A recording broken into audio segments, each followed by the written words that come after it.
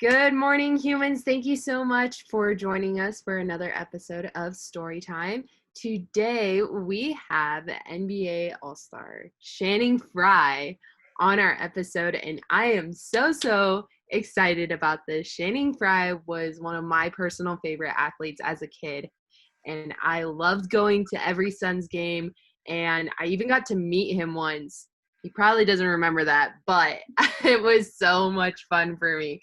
So I hope you guys enjoy this episode.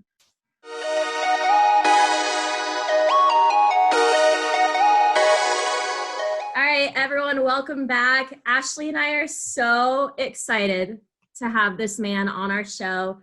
He's one of my favorite people I've ever worked with. Always brag about him. Channing Frye. Hello. How are you enjoying your COVID life with your 4 kids all in one house? Listen, look, what time is it?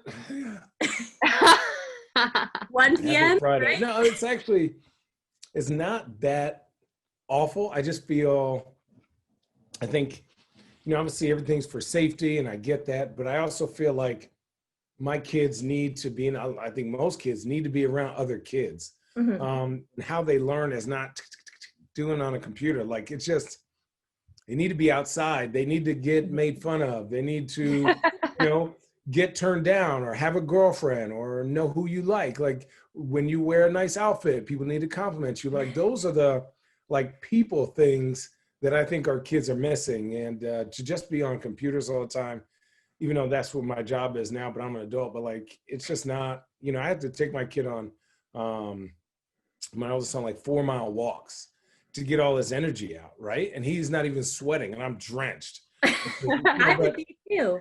Yeah, but other than that, it's not that bad. It's interesting. It's a new way for them to learn.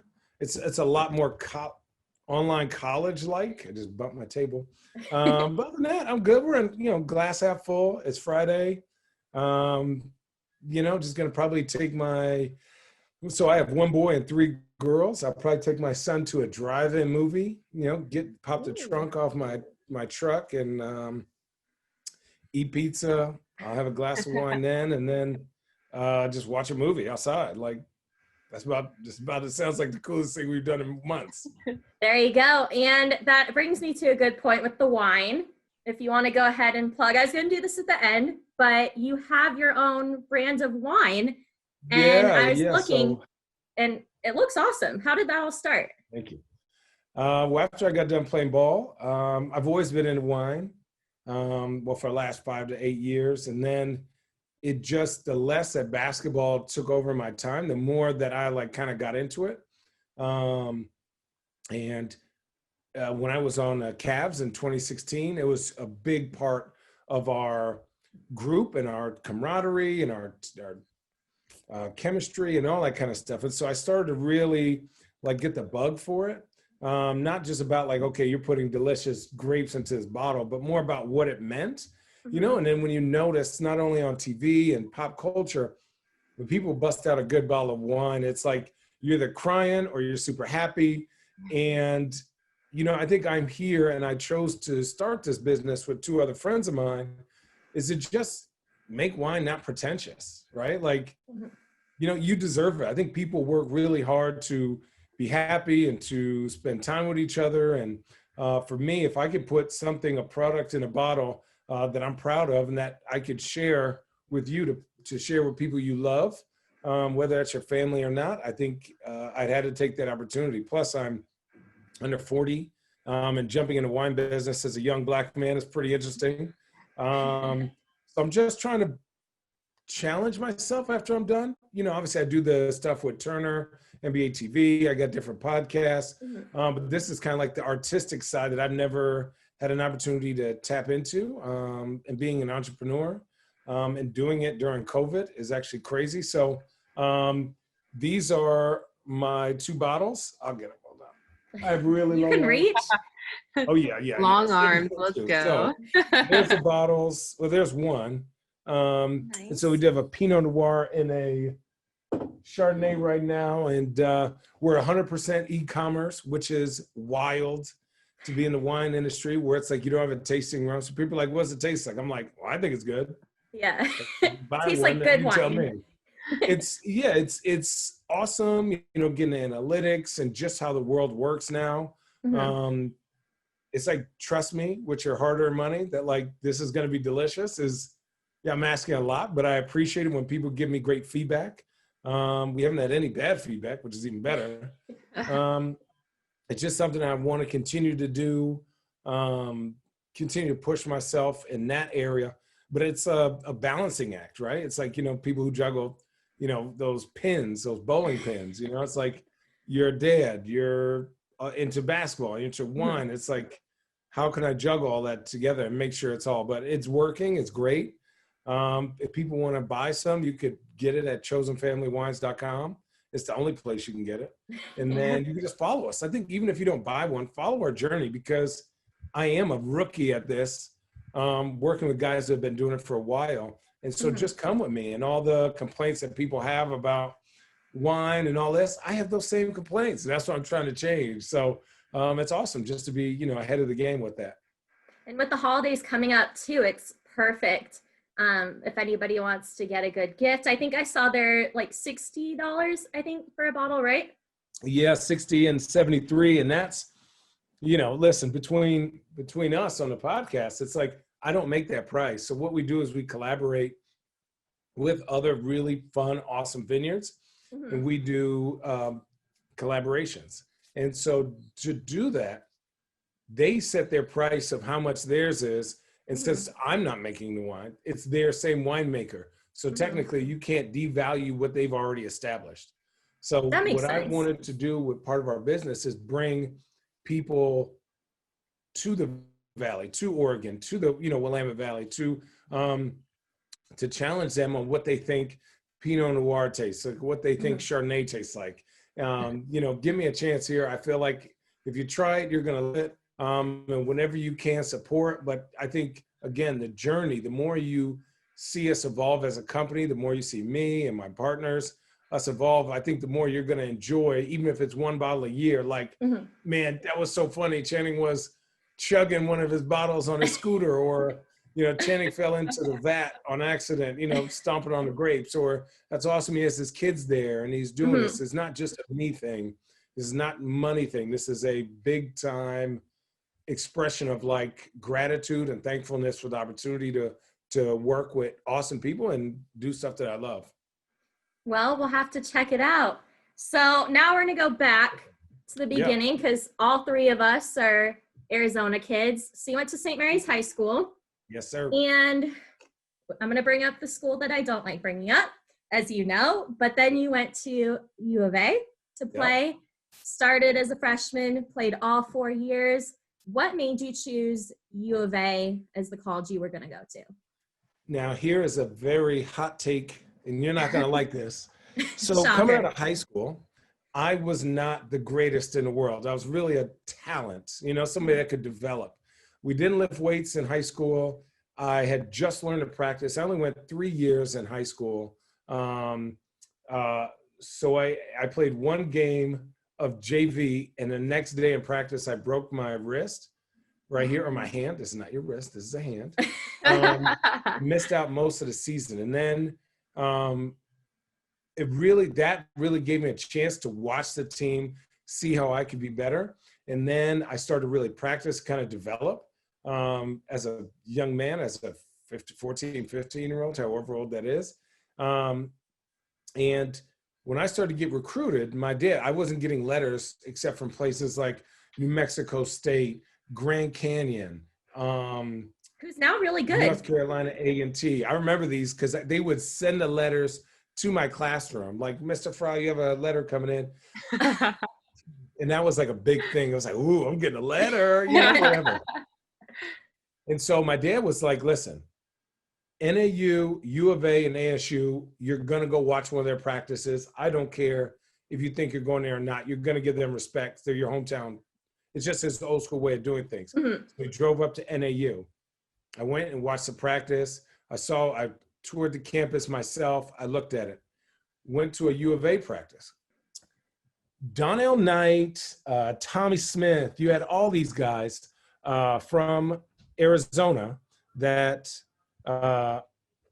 that was there at ASU. So I was like, man, that'd be kind of tight, right? I had been going to the Bill Frieder camp for 6 straight years, 6 straight years, but I didn't get a letter, right? A letter or nothing, no nothing. So I went and we were there at practice, and my dad was like, okay, let's just watch practice. And they allowed me to go sit on my own, and I watched them practice. And it was just like, this is some bullshit. They were all over the place. They weren't really like practicing very hard. Guys almost got in a fight, which is fine, you know, shows a little passion. It just wasn't organized. And then, you know, I was like, all right, I've seen enough. My dad too.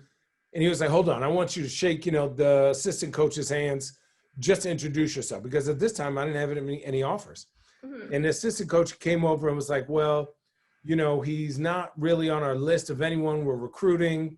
We have, you know, 10 other players, blah, blah, blah.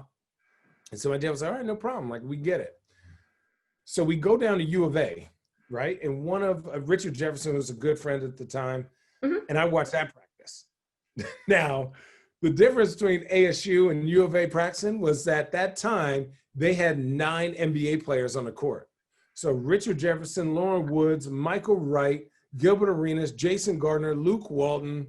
I mean, no big deal. It was the level was crazy. It was like coach would blow a whistle, whoop, everyone run, bow, bow, bow, bow. And the game was, just watching them at practice was mind blowing. So they came up and they were like, oh, where do you go to school? Whatever. So I was like, okay, I go to ASU, introduce myself, all this. The assistant coach came to my practice 2 days later. And ever since then, they were like, Channing, if you want to make it at U of A, you got to do A, B, C, D. You got to work out. You got to watch film. You got to do this. You got to do that. And they were like really coaching me. And so I was like, I'm just going to commit because number one, U of A is it. And then number two, they told me like, I went on an unofficial and they were like, hey, if you don't commit right now, we're going to get somebody else here. And I said, like, they're not pulling my tail. But what's crazy is my dad, after I committed, went back to ASU and they were like, oh, we didn't think he was good enough to go here. And I mean, ASU was far and away better than Tucson at the beginning. And when they said that, it like completely flipped. And that's where my semi-hatred of ASU came from, was because they were like, oh, we didn't even think you were good enough we thought you were going to like Grand Canyon. But U of A started recruiting me.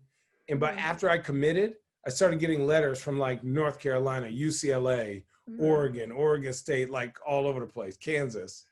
Oh man, I guess you missed out on a good one. Like I'm sure they were watching you play all 4 years and we're like, how the heck did we not bring him on to campus? Well, that's the thing. It's like they were like, okay, you basically, after I committed, they tried to see how strong my commitment was. And I was like, the guys that you are getting here are not going to win. I said, the guys that they're recruiting, I'm the worst. I'm okay with that. Like it was Salim Stoudemire and I was 122nd. He was 125th in the country, right? Like total. And so they were like, you're going to have to redshirt unless you come here May 1st. So I went May 1st and worked out every single day that whole summer. Took class for 6 hours. Everyone knows summer school. You take that stupid class for 6 hours Don't a day. miss that. Yeah. Oh, and then, but we worked out at the beginning, worked out at the end. And then with my roommate, Dennis Lattimore, who was like a McDonald's All-American, I would be like, I'm gonna go grab something to eat and go shoot with Miles Simon and Gilbert Arenas, right, on the sneak, because Dennis used to beat me every single day playing one-on-one. He's played 3 games to 11. And he would beat me 11-1, 11-2. A month later, 11-4, 11-5. About a season, I was winning 11-10, 11-9. And then just kept grinding, And you had an amazing career. Like you were a legendary Wildcat. And like you said, there's so many guys that have come through that program that are in the NBA, have been in the NBA. But I have to ask, just because you were from Phoenix and that, living in Tucson, I know it's gotten so much nicer over the years, but were you on campus? Like, how was actual U of A living in Tucson? I think here's the thing. Like when you go to ASU, and we were always jealous of this, ASU is like Scottsdale University, right? And so like you're not really in Tempe, right? You're not really, you eat in Tempe. That's just like your mall, right? That's like your food court. And then everything else, Scottsdale, Camelback, Chandler, Mesa, even Central Phoenix has still got some popping, low-key popping spots. But like in Tucson, it's like on a Friday, Saturday, you're like, all right, we got the football game. Serious tailgate. Then you're like, football game. Our football team is okay. Just kidding, they're sort of trash. So we're going to be smashed by halftime. And then where's the party at? And that was it. It was like big time house parties. So the experience of U of A is all the college experience. We had 3 bars, house parties, ducking in the bushes when the cops come, using fake IDs at the 3 bars, finding, the little duck away bars that like usually wouldn't be packed. But if you came in with 15 people every Saturday, they'd let whoever else in, as long as it was your same crew.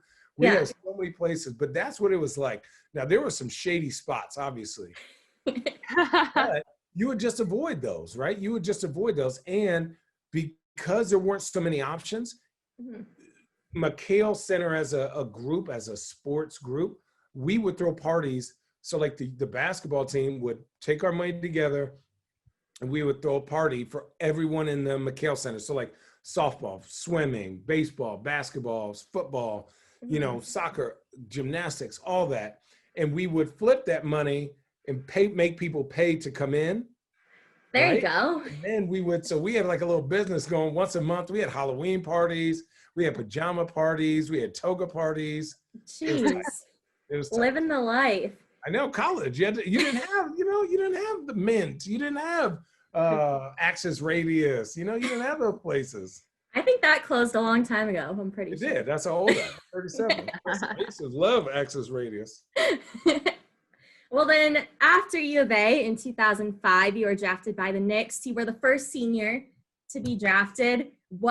I always love hearing these stories, but for you, what was that draft experience like? I was so hungover. Which is why you went into wine, to like drink better alcohol. Oh, here's the problem. I had a very good idea that I was either going to New York or LA. Right? And New York was at 8, LA was at 10. I had heard that Isaiah Thomas had come around campus asking for me, but he didn't know that I was already in Chicago working out. Like I skipped my last month of school to go work out in Chicago. But after we lost in that horrible, horrible game, I took a whole month to just be a college kid. So I went to class with no books or bags. I told the teacher I'll eventually graduate, which I ended up doing. But I said, I just want to experience life as a real college kid. So I had class from like 8 to 12. And then we go tear up Applebee's, the endless riblet in nacho basket. What? Oh man, we went camping. We did the skating ring, the broom ball. Oh yeah. Oh, you guys didn't go to Tucson. So there was a skating rink and you could play. I heard about it though. Okay. So when I was getting drafted in New York, my whole family's from New York. So the minute that they knew I was going to be a lottery pick, I gave up 75 tickets, right? So I had 75 family members there. Then Richard, Gilbert, Luke, Jason Gardner, and then my crew of 30 friends all came out to New York. So 2 nights before I go to dinner with the family, Richard and them are like, yo, come out. Okay, let's go out. Next thing you know, 6 o'clock in the morning, the day before the draft, I have media, 1, 2, 3, 4. So I'm sleeping in the car like a zombie. And then wake up and be like, yeah, playing for the Knicks is great. Go back in the car, dead like a bird. then I go out to dinner with my agent and some of the other people from the NBA. Richard calls me again, Channing, what's up? You got to come out tonight. And I'm like, hey, yo, okay. Now I'm 22. What's up?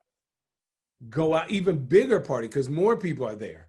Mhm. Then I get drafted to the Knicks, right? And I'm just thinking in my head, holy crap, I'm on the Knicks, which is a great franchise Mhm. in theory to go to. Playing in New York is nothing like, it's almost like New York and LA are the only two places that exist to certain people. And it's an Mhm. amazing, playing Staples Center and Madison Square Garden was super huge blessing. And when I finally got drafted, went through all the stuff, I went to dinner with all 70 people. We rented out a whole Italian restaurant. And my friends were wasted by the time dinner was over. Wasted. And so for me, I was like, I'm exhausted. You know, the third day, you got the raspies, you know, your eyes barely open. I've slept maybe 5 hours in 3 days. And they were like, you got to come out. Agent comes out with me. Everyone's out. We're in the middle of New York. We party till 6 in the morning at Richard's apartment. And the next thing you know, I'm looking around and there's like the cast of TRL, the cast of The Sopranos. We're talking like everybody who's anybody is in this place. And I'm like, Richard, how do you know these people? He goes, Channing, I've been in New York for 4 years. Went to the NBA Finals 3 years. I go, oh, okay. But the fact that I was on the Knicks, it was just like nothing. We were playing beer pong with my man from not John Daly. He used to be the host of SNL.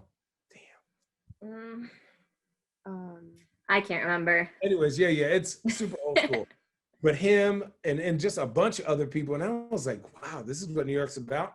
And that's really what New York was about. And then I got traded 2 years later because we sucked. Oh, well, we're going to go ahead and we're going to skip past the Knicks. We're going to skip past Portland because we're cheap and we have the free Zoom. So we don't want to run out of time. But I know, I'm talking so much. No, we love it. People love these stories. But we're going to talk about Phoenix. I'm wearing the jacket from the year that I worked there. But you had something come up with your time in Phoenix, and I was able to witness your season back. But you found out during just a physical that you had an enlarged heart, and you were out a whole season. And I can't even imagine, for the average person, I would think it's scary. But for you, being a professional athlete at the highest level and wanting to come back, what was that whole year off like for both you and your family? Life-changing, and to be honest. I mean, so I hurt my shoulder the year before. It dislocated for the second time. So I got, hi Lennox, there's number 4. So I spent all summer every day getting in shape, the whole summer. But what I was doing was going in an altitude chamber. So I'm stressed because of my shoulder. I don't want to get surgery. I'm like, I need to be in the best shape of my life. And then the season before, it was a lockout year, right? And so I remember during that season, I was drinking venti triple shot coffees because I was that exhausted. We had at one point 9 games in 12 days in 9 different cities. It was Sacramento, Golden State, back to back, day off, LA, Phoenix, Utah, Denver, like New Orleans or something like that. And I remember in one of those cities, I got done with shoot around and I laid in a bed, and I usually take the first bus. So that's 3 hours, right? I literally missed the first bus. They had to come get me for the second bus. I slept 5 hours and was like, I just can't. So, excuse me, I knew something was going on. But when I came back to Phoenix to get my, regular, just check up, and the doctor and the lady are looking, and he has his notes, and he's like, how are you feeling? And he's circling a shitload of things. And I'm like, oh, I'm great. What's up? Like, I feel good. Can I get out of here? He goes, no. Sit down. I was like, okay. He goes, Channing, we have to get these checked out. 3 nurses, 3 doctors come in. They're on the phone. Boom, boom, boom. And they're like, all right, Channing, we need to get an emergency MRI where they have to put dye in my arm. Oh, I've had that and then before. it goes through your heart. It's a wild process, right? And so he was like, Channing, on the way over, I need you to call me. So I'm like freaking out a little bit. And I'm like, okay, but I need to get on a plane to go back home because Labor Day. He goes, you're not getting on a plane for a while. So just buckle down. I was like, damn, like that? I called him and he goes, Channing, you cannot exercise, you can't drink, you can't do this, you can't do that. You might die if you do it. You might have a stroke and die. So like, I was like, Doc, die? He was like, effing die. So I go to this thing. Oh my now God. it's 1 o'clock in the afternoon, right? I'm in the emergency room. And I had been up since 6. And you can't eat to do these tests because they do a blood draw, whatever. Yeah. They have to bring in a guy off his lunch break. He's already upset because he doesn't get his lunch. So I have really small veins. And they kept missing. I was like, yo, you need to stop digging, right? Because I'm starting to sweat now. Yeah. So they bring in this guy and he's already upset. And I remember this. I'll never forget it. Imagine that's a needle. And he's like, well, we're going to have to go through your bicep. And I'm like, stop it. They go, we got it. Whoop, missed, struck a nerve and had my finger like this for a week. It bent. I bent the needle back and him and I proceeded to cuss each other out.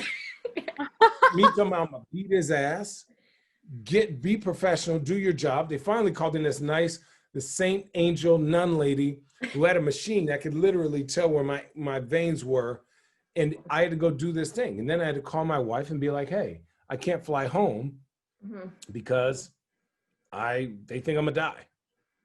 And so for the next 6 months, I went through the team's doctor and doing everything that they did and to skip past all that bullshit. I finally came home. I saw professionals that knew what they were doing.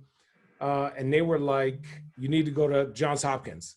So that whole summer for 6 months on my own dime, I flew from Portland to Johns Hopkins every 2 months, right? Stayed in Baltimore, right? Every test that I did in Portland, I would have to do again. So it was a 2-day, all day, got to do a running test, got to do a bike test, got to do the MRI. They did a stint through, so you have 2 carotid arteries near your groin. They had to do that where they put a tube up that artery, up into my heart to do adrenaline into my heart to see what happens to my heart. What? So I taught all that. Yes, everything that the NBA changed their whole protocol after me. Because I was like, listen, this doctor who takes care of presidents says, this is what happened. I'm going through the correct 1, 2, 3, 4, 5 to make sure that I'm better. And I did that. And I didn't miss a game or practice that season, thanks to Jeff Hornacek. We won 48 games, and then they decided to blow up the team. I know. I always tell people. So I told you, I talked to Elia Kobo, and I was telling him about my time with the Suns. I was like, I love your kids. They're so cute. Aw. Hi. And they say hi. Hi. Lennox, she's 2. Aw. She's so cute. Well, I was going to say, like, I brag about the team that year because there was you, there was the Morris twins, Goran Dragic, Eric Bledsoe. Like, such a good team. And then you guys were, 1 game out of the playoffs? It came down to the finals. Tied, us, Dallas, and Memphis, and we tied because we lost. We had to play Dallas, Memphis, go figure, back-to-back. And we just could not. They were too many vets, and Dirk was killing that year, right?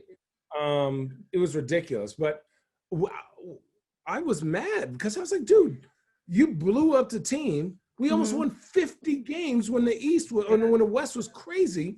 Just keep us going. Like, let us know what you want to do. Obviously, we're not going to win a chip with this team, but we could have been good for a long time. Goran was first team All-NBA. Goran and I had the best screen and roll. Eric Bledsoe was doing well. Miles was developing. The Morris twins, they were getting the most out of both of them, right? Jeff Agreed. Green was solid. His dunks PJ that year, G Green's dunks were insane. So fun to watch. insane, right? And Jeff was, we listened to Jeff. We have respect for Jeff. And then they did some craziness, but you know, I'm not in that part of the side of it. I, as a player, of course, I'm gonna feel that way, because when you win that many games and when you feel like people just gave up on you at the beginning of the year, and you like you're the underdog, right? And we had the Sons of Anarchy shirts going that year. Yeah. Tight, which was like something that was like pretty. I mean, nobody remembers Sons of Anarchy. It was a great show, top 5 greatest of all time. But don't at me. But yeah, I mean, it was. I wish we would have been able to keep it going. I would have played in Phoenix for the rest of my career and been perfectly happy. But business is business. I know. I wish that team would have continued. But we're gonna skip ahead after the Suns again and go to Cleveland, where you became a champion. Oh yeah. Just what was like? Okay. Oh man, dang. No, Well- no, you don't get it for me. Here, you go. Okay. I'm still impressed with the wingspan every time you do that. Okay. No, Lin. Go out. They're gonna get you a treat. Yeah, this thing. Hey, let's go. Dang. It I is remember ridiculous. the only reason I watched was because you were on the team that year. And I was like, Channing has to get a ring, like rooting for you and only you that whole time. But Yeah. how exciting was that to call yourself a champion with all just such great teammates and the parade and how can you even just begin to describe how that was? Well, I'll say this. I was on the Orlando Magic, and they were one of the worst teams in the league. And at trade deadline, I was like, okay, we got to get me up out of here. And it was between the Clippers and the Cavs. And so Richard, obviously, is a good friend of mine. David Griffin is like, Griffith is from Phoenix, you know, did that, went to Brophy. And so for me to be able to go from that to playing with Bron and Kyrie and Kevin and Tristan, JR was amazing. And so what I thought I brought to that team was like, guys, life is good. We have a chance to win every night. In Orlando, not so much, right? In Orlando, we were practicing our freaking bones off to get our head bust by 30. We were practicing 3 hours just to get beat by 50 the next night. I was like, what are we practicing for? We're drunk for this. Like, this is ridiculous. And then we didn't practice really in Cleveland, and we're up here smacking fools by 90. So I don't know what is right anymore, right? And I just think to have that opportunity, I didn't play in the finals just because that matchup was awful for me as a player. Like Steve Kerr obviously is my guy. I credit him for revamping my career always. I think he's one of the best coaches ever, if not top 3. I would say every time I went in the game, he put somebody really small on me, somebody that knew me, like Harrison Barnes or Andre Iguodala. And so I'm like, damn, okay, I can't play. Andre basically played point guard for like at Arizona, and I'm a true center, and I'm a guard in, no way. And the game was just too fast. Like Steph and Clay moved too fast. But to be able to have an impact on the previous rounds, and then how tight knit our team got was like crazy. Like we were spending, other than sleeping in different rooms, I would say we spent 16 hours a day together as a team. Wow. Every day. Like this is where the wine came in. It was like, we'd be like, hey, we're going to drink wine on a plane. We get off the plane.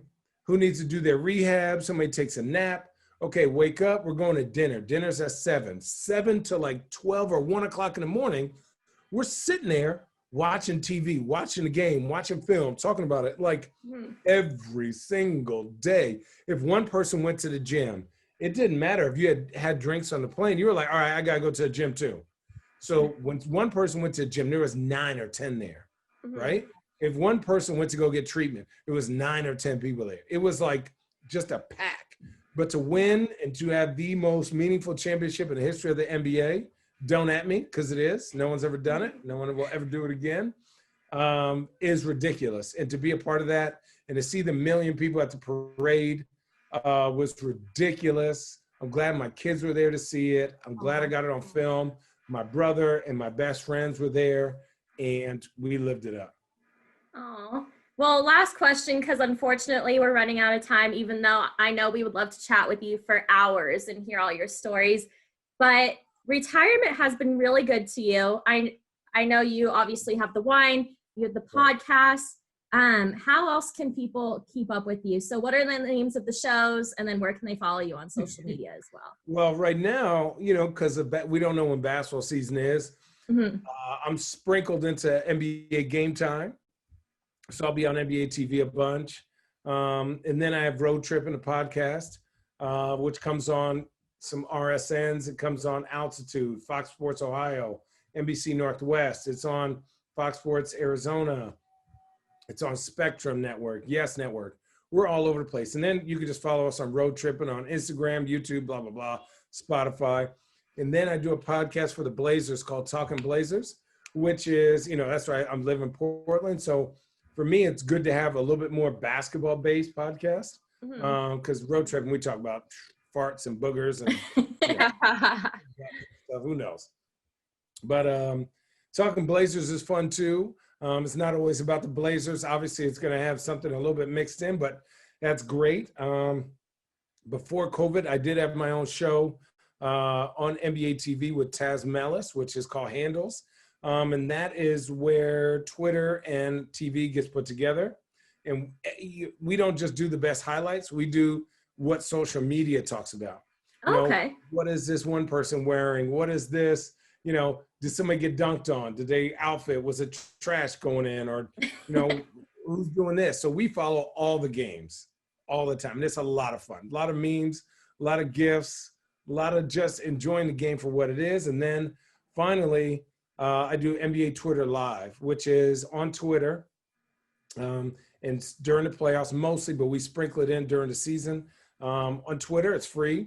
Go to Twitter, and at halftime, fans pick one player, and we follow that player, and me and a co-host.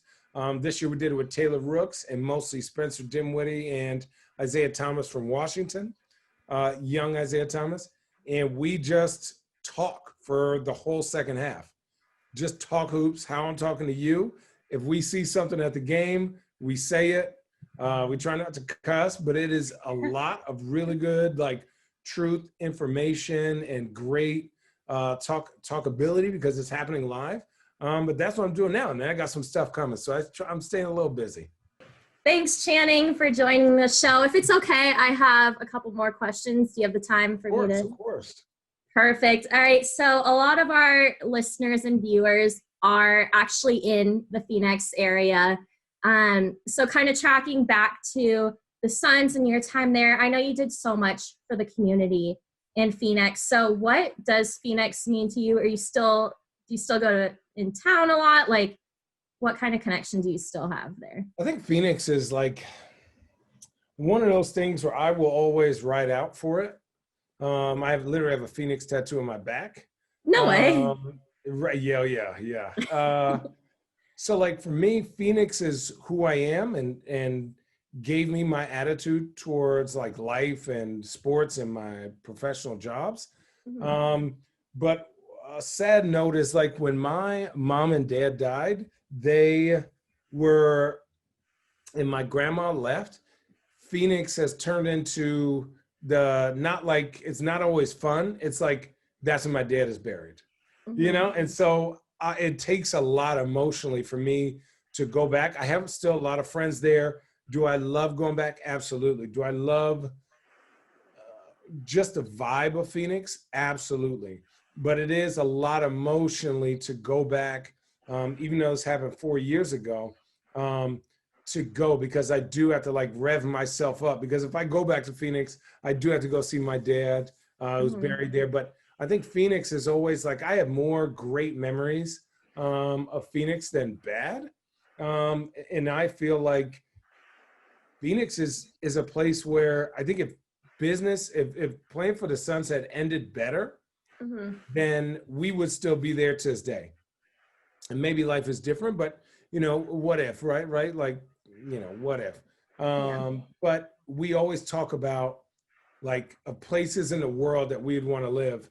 Phoenix always comes up if we didn't live here in Portland. So Oh. that means anything to the Phoenix people. It's like we loved it. We like absolutely fell in love with it. Everything about it.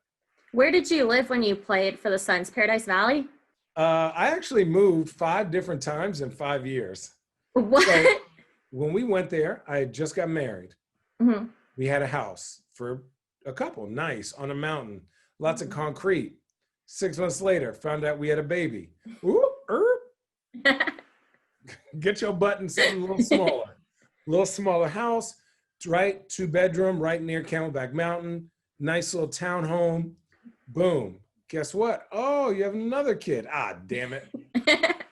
Moved to Camelback, like right near the the Monty, like 44 in Lincoln. We're right there on Lincoln.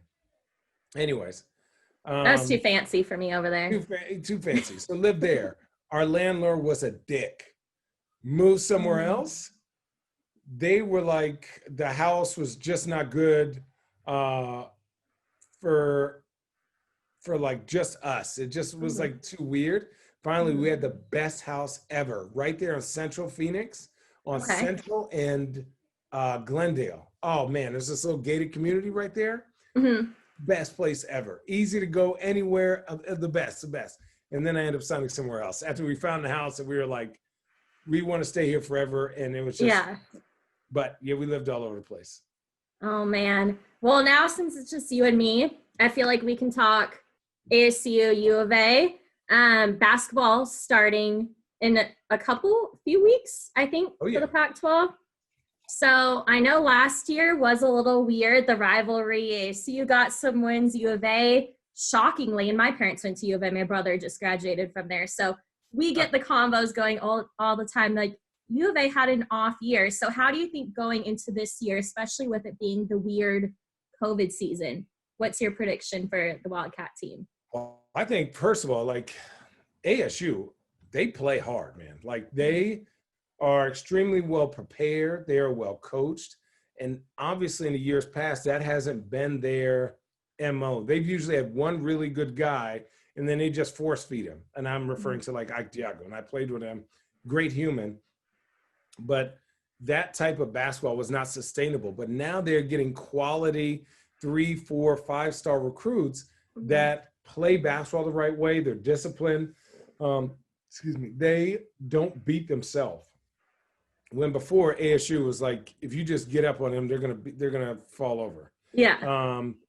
But now it's like you got to beat them. And I think last year for U of A, we had all that talent, but they were so young. And I think it was hard for them to mesh in the sacrifice in that short of time, right? Which is the chance you take. Is like, look at Kentucky. Like, Kentucky has had the most NBA players by far, but yet Kentucky doesn't do well in the tournament.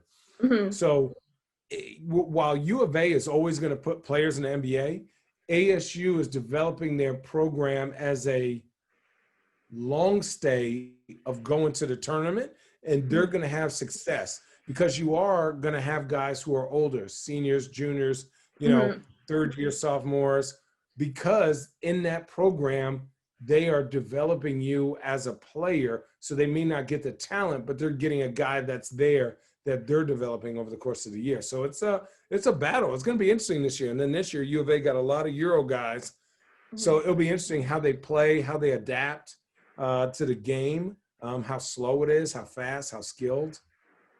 And I'm very curious. I feel like I've kind of hinted at it before, wanting to know, but coaching, would you ever go back to Tucson to be a coach?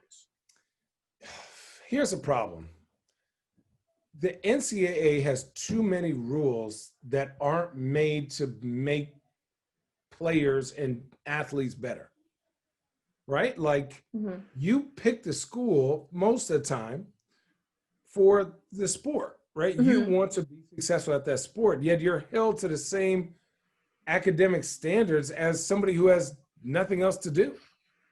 I just don't understand that concept. Like, If all these sports teams are making the school hundreds of millions of dollars, why would you not put a better product out there? Mm-hmm. Now, if I'm a walk-on, if I'm a guy who's not going to make it to the league, obviously I'm going to spend a little bit more time on my books, right? Totally. Yeah, I get it. But if you're a guy like a guy who should have gone to the NBA, but that 1 year rule is there, why are you wasting your time even going to class? It's pointless. It doesn't even make sense. So for me, the NCAA needs this is not 1956. This is 2020. This is a business. These are businessmen. Do what's best for your school. Sell alcohol at the games. Treat these guys like semi-pro athletes, right? School is important, but at the end of the day, that is their choice if they want to get that done. It has to be, right? If you want the best product for the athletic side, all the academic things should be important. You shouldn't have to force feed it down an athlete's throat for it to be important to them. They should say, this is important. Andre Iguodala, for example, had a 3.67 GPA while he was there. He didn't do that because mom was up to whatever. Huh? That was better than my GPA. Yeah, because it was important to him. And we had a bunch of guys who was really good at basketball who could do both because it was important to them, right? But you shouldn't, as a college, as a school, force feed because that's when cheating comes about. That's when them not caring. And that's when you don't get guys going to school for a long time. Because they're like, well, I can't even play anyways. I'm out of here. Yeah. So change the rules, adjust and adapt. Right. And then the tournament will be even better because then you're going to have guys that stay in school for 2, 3, 4 years because they're developing as semi-pro athletes. Agreed. And I think that's a great point. And I lived in the dorms with a lot of the athletes. So I was woken up at 4 a.m. with their loud music, getting ready for the 5 a.m. workouts. And I think what a lot of people don't realize, maybe even people that are making these rules and regulations, is the life of a student athlete. Luckily, it was not my schedule, not what I had to deal with, but it's literally from before the sun comes up, and then you have workouts, training, eating, classes, more workouts. Like, it's so insane. And I don't think most people realize that these are college kids that are just, I don't know how they don't get burnout because they're being worked like professionals. Yeah, but that's the thing is like, you got to pick and choose what's important, right? If you don't go to a class or two, right? Nobody sees that except for your team. If you play shitty in that game, you are messing with your money. So where is your time well spent? Is it sleeping and skipping class and being prepared to play the game? Or is it going to class and emotionally and mentally being exhausted for something that somebody really judges you on? I think for me, give these kids a chance to be the best at what they love. And if there's going to come a peak where expectations and reality hit, and some guys that comes as freshmen, some guys comes as sophomores, some as seniors, right? But at the end of the day, if you are there to develop as an athlete, like let's say a golfer, if you go, hey, you have this many classes you have to go to a week. It could be 6, it could be 12, it could be 8, whatever. That's it. Base your schedule on that as a golfer. Now, if you go to the pros, we get a portion of that since you are still in college, but you're representing us, right? Or like, now obviously the way I said it isn't what I meant, but what I'm saying is, if the college is going to feed you, give you transportation, provide you with an arena, provide you with services, you should have to pay that college back, right? The education isn't even, you can't pay somebody with education. I can go to YouTube and learn what I need to learn. Some of the most successful people I know didn't graduate college. Think about that. Yeah. The richest person I know, LeBron James, didn't go to college. And he's like one of the greatest of all time. Yeah, now not everybody is going to do that, but give kids more common sense than to just be like, you have to go to 6 classes a day, get this GPA. You have to balance this that doesn't really matter. And this is the reason why you're there. And this sports is the reason why. And I'll say this, if a walk-on gets a low GPA, he gets kicked off the team, right? Mm-hmm. If a guy who's a starter plays bad, he gets kicked off the team. So if that doesn't explain it, I don't know what does, right? Like, nobody cares if the starter has a 4.0 GPA. Is he playing or not? If you're not playing, get him out of here. So why does school matter? Think about that. Why does school matter? If your scholarship is based on sports and not academics, why do you care about the academics unless you do personally?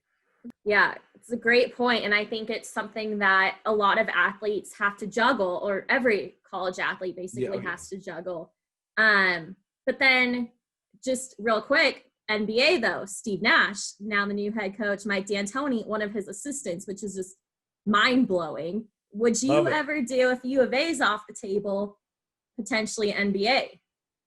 Oh, absolutely. I would do the NBA. I couldn't coach. I would probably want to be upper management. Okay. I think I could. Individual players, I don't know. I could put my 2 cents in. But the way that a team, I think, should be run, I have ideas. I've learned a lot from James Jones with the Suns, right? And his ideals, and seeing what he's done, seeing where the NBA is going, seeing what players need to be successful, showing them discipline and holding them accountable, but yet also showing that we respect their time and their sacrifice, and allowing them to spend time with their family. Because if they're happy at home, they're going to play good, right? Because then they're completely focused, right? Freedom of mind, and being honest and upfront with them as much as possible. Also bringing guys in that are hungry, and putting them in situations where they can grow as a player, and not pigeonholing them into, this is what this team needs, right? Right. And some guys would like that, but most guys like to have their role and then have it be expand. Yeah, that's awesome. And I think one thing that I always heard about you from the year with the Suns that we were both there and then on was just everybody praised how good of a teammate you were and how good of a player you were, and just that presence and energy you brought. So I think you'd be perfect for the front office, and I'll have to keep up with your career, see if it ends up happening. Thank you. Yeah, I just wanted to win. That's it. Whether I started, sat, whatever it was, I just wanted to win. Well, you had a very successful career, college and pro, which very few people can say. So just congrats to you on everything. And it was an honor having you anytime on the show. I was a little nervous reaching out. I was like, I know he has a million things going on. No. Always got to do stuff for the Suns, man, in Phoenix. Always. Oh, well, appreciate you. And thank you. Have a great rest of your week. Yeah, you too. Have a great weekend.